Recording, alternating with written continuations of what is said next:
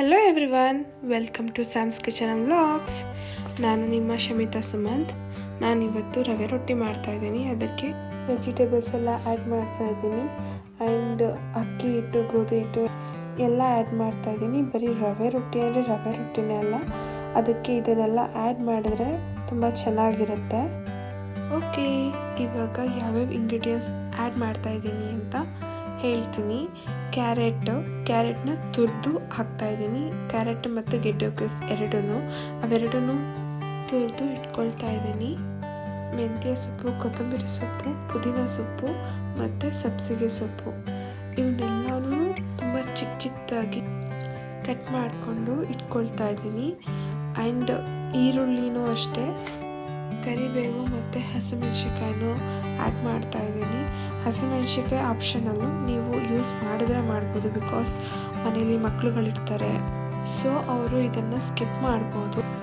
And ಈ ರೊಟ್ಟಿಗೆ ಕಾಯಿ ಚಟ್ನಿ ಮಾತ್ರ ಸೂಪರ್ ಕಾಂಬಿನೇಷನ್. ನೀವು ಜಸ್ಟ್ ಒನ್ಸ್ ನಿಮ್ಮ ಮನೇಲಿ ಟ್ರೈ ಮಾಡಿ ನೋಡಿ, ಆಮೇಲೆ ನನಗೆ ಕಮೆಂಟ್ ಮಾಡಿ ತಿಳಿಸಿ. ನಾನು ರವೆನ ಆಲ್ರೆಡಿ ನೆನೆಸಿಟ್ಬಿಟ್ಟಿದ್ದೆ. ಅದಕ್ಕೆ ನಾನು ಬಾಯ್ನಲ್ಲೇ ಮೆಷರ್ಮೆಂಟ್ ಹೇಳ್ತಾ ಇದ್ದೀನಿ. 1 ಕಪ್ ರವೆನ 15 to 20 ಮಿನಿಟ್ಸ್ ನೆನೆ ಹಾಕಿ ದೆನ್ ಅದಕ್ಕೆ ಸ್ವಲ್ಪ ರುಚಿನ ಆ್ಯಡ್ ಮಾಡ್ತಾ ಇದ್ದೀನಿ. ಅದ್ರ ಜೊತೆಲಿ 4 ಸ್ಪೂನು ಅಕ್ಕಿ ಹಿಟ್ಟನ್ನ ಆ್ಯಡ್ ಮಾಡಿ 2 ರೌಂಡ್ಸ್ ಗ್ರೈಂಡ್ ಮಾಡ್ಕೊಳ್ಳಿ.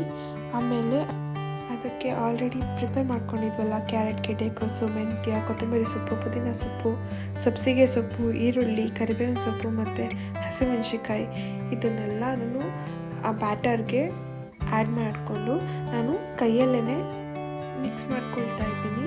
ಅದಕ್ಕೆ ಸ್ವಲ್ಪ ರುಚಿನೂ ಆ್ಯಡ್ ಮಾಡ್ತಾ ಇದ್ದೀನಿ, ಯಾಕಂದರೆ ಆಗಲೇ ನಾನು ಸ್ವಲ್ಪ ಹಾಕ್ಕೊಂಡಿದ್ದೆ ಅಷ್ಟೇ. ಓಕೆ, ಇವಾಗ ನನ್ನ ಕೈಯಲ್ಲಿ ಎಲ್ಲ ಮಿಕ್ಸ್ ಮಾಡಾದ್ಮೇಲೆ 15 to 20 ಮಿನಿಟ್ಸ್ ಅದನ್ನು ಸೆಟ್ ಆಗೋದಕ್ಕೆ ಬಿಡಿ, ಕ್ಲೋಸ್ ಮಾಡಿ. ಬಟ್ ನಾನಲ್ಲಿ ಗೋಧಿ ಹಿಟ್ಟನ್ನ ಮಿಸ್ ಮಾಡಿದ್ದೆ, ಅದನ್ನು ಇವಾಗ ಹಾಕ್ಕೊಂಡು ಪುನಃ ಕೈಯಲ್ಲೇ ಮಿಕ್ಸ್ ಮಾಡಿ ಕ್ಲೋಸ್ ಮಾಡಿ ಇಡ್ತಾ ಇದ್ದೀನಿ. ಮ್ಯಾಕ್ಸಿಮಮ್ ಒಂದು 15 ಮಿನಿಟ್ಸ್ ಅದನ್ನು ಸೆಟ್ ಆಗೋದಕ್ಕೆ ಬಿಟ್ಬಿಡಿ.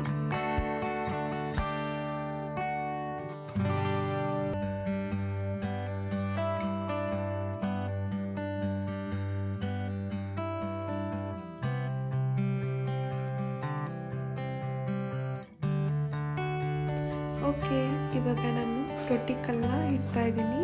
ಇವಾಗ ಗ್ಯಾಸ್ನ ಆನ್ ಮಾಡಿದ್ದೀನಿ, ಹೈ ಫ್ಲೇಮಲ್ಲಿ ಇಟ್ಟಿದ್ದೀನಿ. ಅದು ತುಂಬ ಚೆನ್ನಾಗಿ ಕಾದಿದೆ ಅಂತ ಗೊತ್ತಾಗೋದು ಯಾವಾಗ ಅಂದರೆ, ಕಲ್ಲ ಮೇಲೆ ಸ್ವಲ್ಪ ನೀರನ್ನ ಚುಮುಕ್ಸಿ, ಆ ನೀರು ಸಿಡಿತಿದೆ ಅಂದಾಗ ಅದು ಚೆನ್ನಾಗಿ ಕಾದಿದೆ ಅಂತ. ಆವಾಗ ಬ್ಯಾಟರ್ನ ಎತ್ಕೊಂಡು ಕೈಯಲ್ಲಿ ಸ್ಲೋಲಿ ಆ ಕಲ್ಲ ಮೇಲೆ ಬಳೀರಿ. ಅದೇನು ಕೈ ಏನು ಸುಡಲ್ಲ, ನಿಧಾನವಾಗಿ ಅದನ್ನು ಸ್ವಲ್ಪ ಸ್ಪ್ರೆಡ್ ಮಾಡ್ಕೊಳ್ತಾ ಬನ್ನಿ. ಮಧ್ಯ ಓಲಿರಬೇಕು, ಬಿಕಾಸ್ ಅದು ಬೇಗ ಬೆಂದೋಗಲ್ಲ.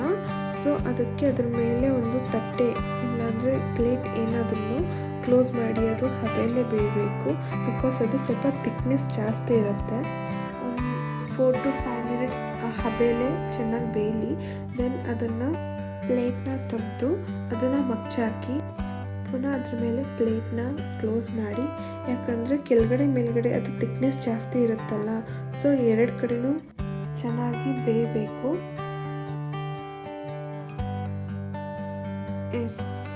ಇವಾಗ ನೋಡಿ 2 ಕಡೆನೂ ತುಂಬ ಚೆನ್ನಾಗಿ ಬೆಂದಿದೆ. ನೀವು ಚೆನ್ನಾಗಿ 2 ಕಡೆನೂ ಬೇಯಿಸಿದ್ರೆ ಹೊಟ್ಟೆ ನೋವು ಬರಲ್ಲ, ಇಲ್ಲಾಂದರೆ ಹೊಟ್ಟೆ ನೋವು ಬರುತ್ತೆ, ಸ್ವಲ್ಪ ಹಸಿ ಈ ಥರ ಫೀಲ್ ಬರುತ್ತೆ. ಅದಕ್ಕೆ ಹೊಟ್ಟೆ ನೋವು ಬರೋದು. ಹೊಟ್ಟೆ ನೋವು ಯಾಕೆ ಬರುತ್ತೆ ಅಂತ ಯಾಕೆ ಹೇಳ್ತಾ ಇದ್ದೀನಿ ಅಂತಂದರೆ, ಗೋಧಿ ಹಿಟ್ಟನ್ನ ಮಿಕ್ಸ್ ಮಾಡಿರ್ತೀವಲ್ವ, ಗೋಧಿ ಹಿಟ್ಟು ಯಾವತ್ತೂ ಅಷ್ಟೇ ಅರ್ಧ ಬೆಂದರೆ ಅದು ಹೊಟ್ಟೆ ನೋವು ಕ್ಯಾಶುವಲಿ ಬರುತ್ತೆ. ಸೊ ಅದಕ್ಕೆ ಹೇಳ್ತಾ ಇರೋದು. 2 ಕಡೆನೂ ಚೆನ್ನಾಗಿ ರೋಸ್ಟ್ ಮಾಡಿ ಆಮೇಲೆ ಅದನ್ನು ಆವಾಗಲೇ ಹೇಳಿದ್ನಲ್ಲ, ಕಾಯಿ ಚಟ್ನಿ ಜೊತೆಲಿ ಕಾಂಬಿನೇಷನ್ ಸೂಪರಾಗಿರುತ್ತೆ ಅಂತ ಟ್ರೈ ಮಾಡಿ ಮನೆಯಲ್ಲಿ. ಓಕೆ ಎವ್ರಿವನ್, ಯಾರಿನ್ನೂ ನನ್ನ ಚಾನಲ್ನ ಸಬ್ಸ್ಕ್ರೈಬ್ ಮಾಡಿಲ್ವೋ ಸಬ್ಸ್ಕ್ರೈಬ್ ಮಾಡಿ, ಶೇರ್ ಮಾಡಿ, ಲೈಕ್ ಮಾಡಿ, ಕಮೆಂಟ್ ಮಾಡಿ. ಮನೇಲಿ ಈ ರೆಸಿಪಿನ ಟ್ರೈ ಮಾಡಿ ಟೇಸ್ಟ್ ಹೇಗಿದೆ ಅಂತ ಕಮೆಂಟ್ ಮಾಡಿ ನನಗೆ ತಿಳಿಸಿ. Okay, thank you, bye.